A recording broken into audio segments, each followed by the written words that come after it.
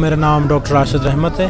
اور تقریباً یہاں آج ہمیں 20 دن ہو رہے ہیں. ہم نے یہاں پہ علامتی بھوک ہڑتالی کیمپ لگایا ہے اور ساتھ میں ہمارے ڈیمانڈز یہ ہیں کہ بلوچستان میں جتنے بھی DHQ ہاسپٹل ہیں اور ٹیچنگ ہاسپٹل ہیں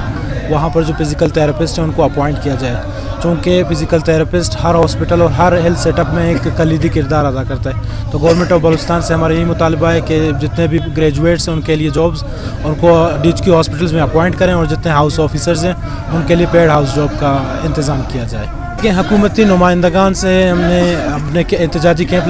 لگانے سے پہلے ہم نے اپروچ کیا تھا سیکریٹریٹ میں جو آفیشلز بیٹھے ہوئے ہیں جو کنسرن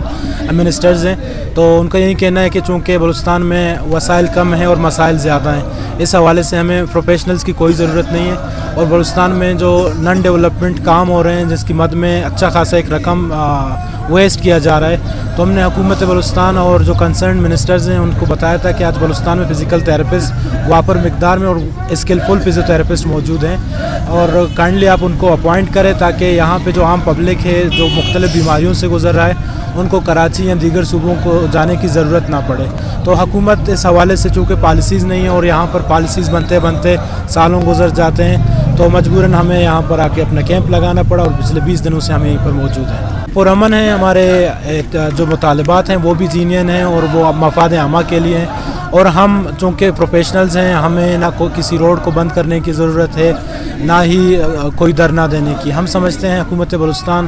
آج نہیں تو کل انشاءاللہ ہماری جو فزیکل تھراپسٹ کی افادیت ہے اس کو سمجھ جائے گا. جو موجودہ ہیلتھ سیکٹری ہے وہ اس حوالے سے تھوڑا اگر اسے خود معلوم نہیں ہے، اگر وہ میڈیکل فیلڈ سے تعلق نہیں رکھتے اور فزیکل تھراپسٹ کی جو ضرورت ہے اس کو معلوم نہیں ہے تو وہ گوگل پہ سرچ کرے باقی صوبوں میں فزیکل تھراپسٹ کیا سروسز دے رہے ہیں، شاید آج نہیں کل تو یہ موجودہ سیکٹری کو پتہ چل جائے گا. اور انشاءاللہ ہمیں امید ہے کیونکہ ہمارا جو ڈپارٹمنٹ ہے ہمارا جو شعبہ ہے اس کی تو بہت ہی اہمیت ہے ہیلتھ ڈپارٹمنٹ میں، آج نہیں تو کل بلوچستان گورنمنٹ انشاءاللہ اس بات پہ آمادہ ہو جائے گا اور ہمارے مطالبات مانے گا. ان کیس اگر بلوچستان حکومت اسی طرح بے حس رہا اور ہمیں مجبور کیا کہ ہم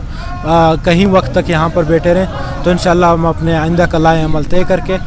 یا تو ہم اسمبلی کے سامنے دھرنا دیں گے یا تو تادہ مرگ بھوک ہڑتال کی طرف جا سکتے ہیں. مزید دلچسپ معلومات اور خبروں سے آگاہ ہونے کے لیے Gedrosia point Facebook page, Instagram, Twitter کو فالو اور یوٹیوب چینل کو سبسکرائب کریں.